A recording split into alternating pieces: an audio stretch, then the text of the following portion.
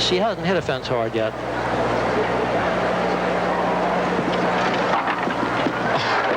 Joe flaps his wings in there because she was long to jump into the three combination. She had the hardest of rubs or touches, which don't count. To the last line, still clear. Boy, what it would mean to Joe to jump 2 clears in the Olympic Games. Jumps the wall beautifully, steady, steady. Jumps in okay. Very close coming out. My heavens, 1 fence to go. And she jumps it clear. And that's another clear round for the U.S. team. What a way to start the second round. Hot. 2 clear rounds. Incredible.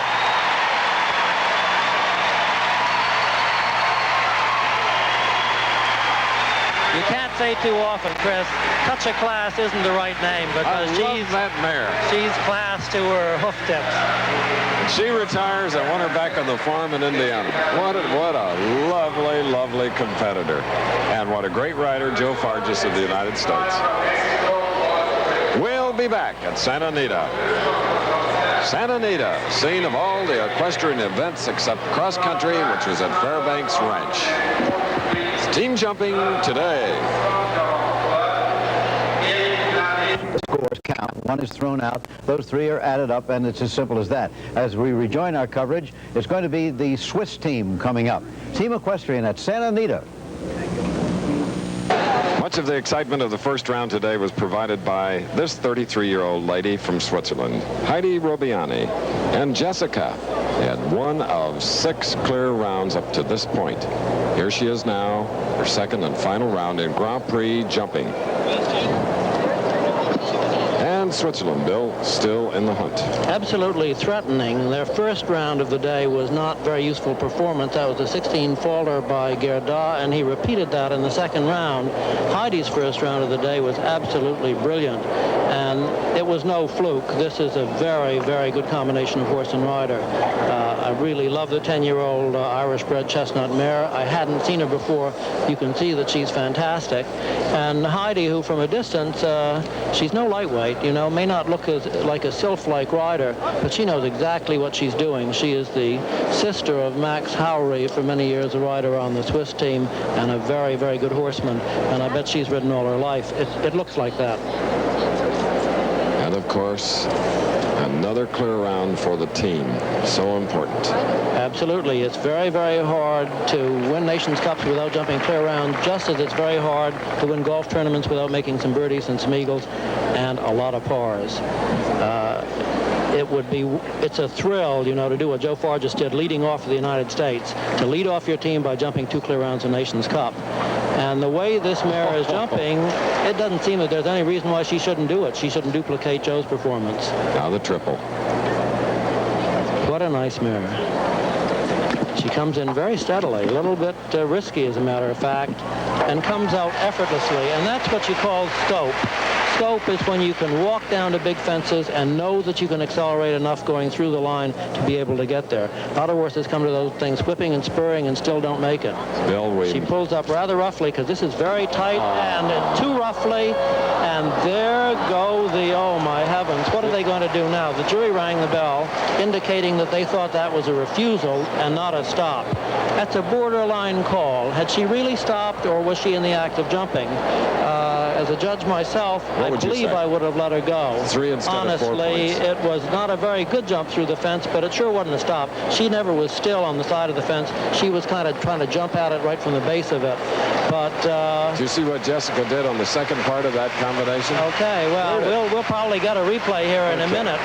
It's a tight distance. She didn't want to jump into the combination too strongly, so she said, wait, wait, wait. And the mare said, hey, I got to jump sooner or later. Let me go. And the mare just took a stab at it. And it really is a shame, because a lovely mare and a lovely horse, and what a disappointment. She shows that she could have done it. And she finishes 126.54 beyond the 119. So 2-time penalty points with the 3 of the refusal. Heidi Robiani, total of 5 penalty points on her second and final ride. Not a bad team score. No. Okay, you can live with 5 faults, but it should have been a clear. She really deserved a clear.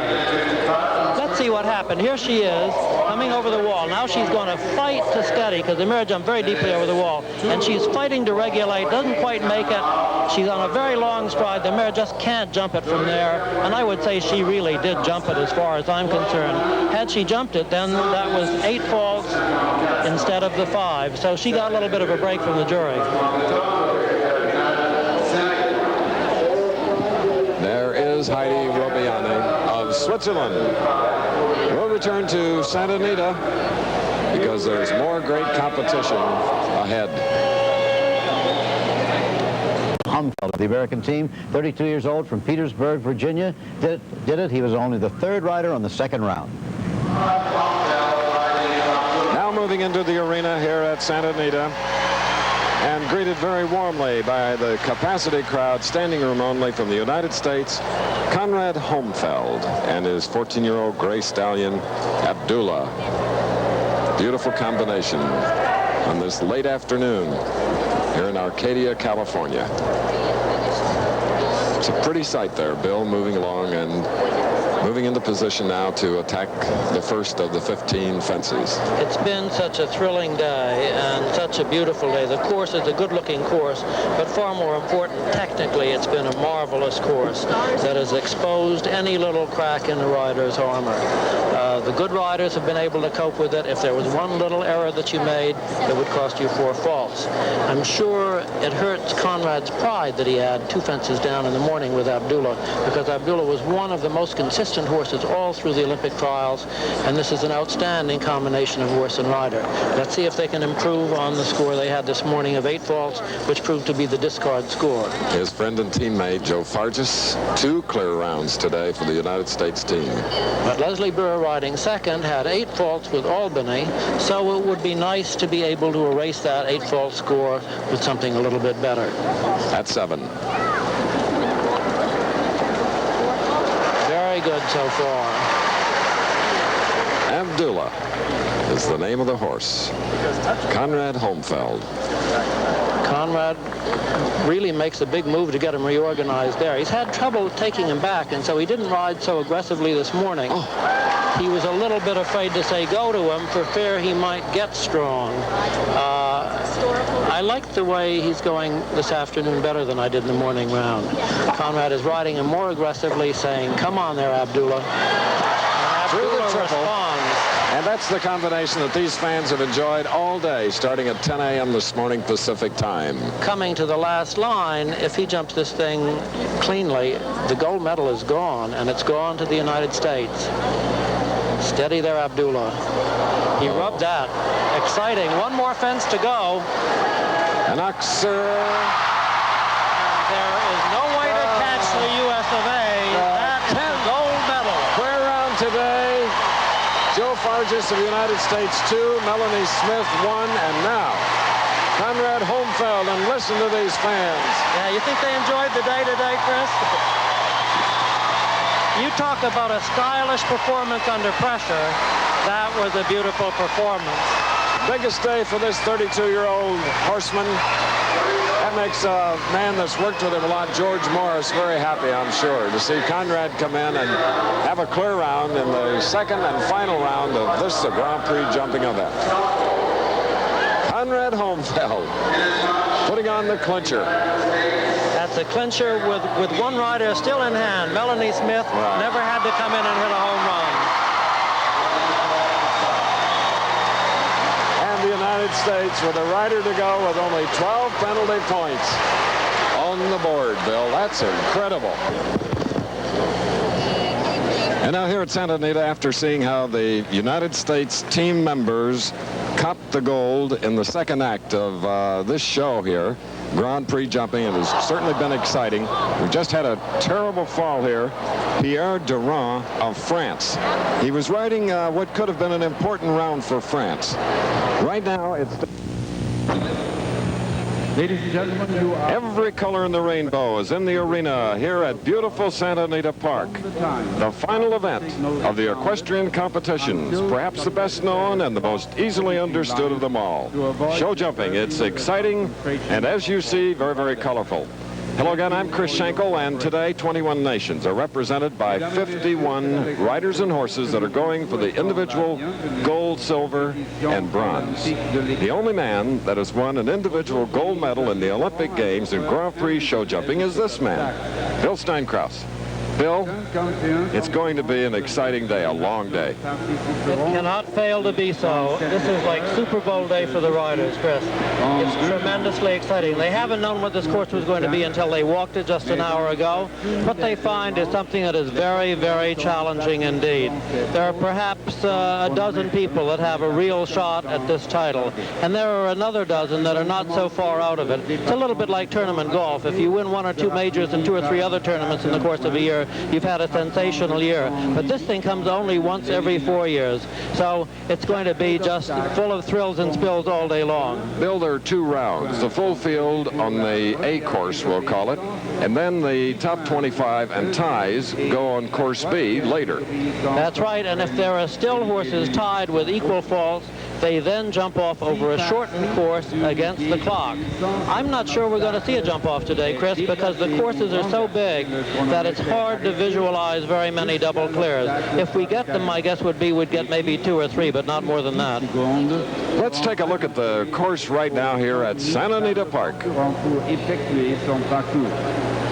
6 secondes est ajoutée en cas d'un obstacle simple. Course designer Bert Denemeth starts you with a nice oxer, makes you ride forward, so that's no great problem. Not too big, just makes you go a little bit. Second fence is very, very square. It's an oxer, not spread too much, but high, as you can see, almost 5 feet high.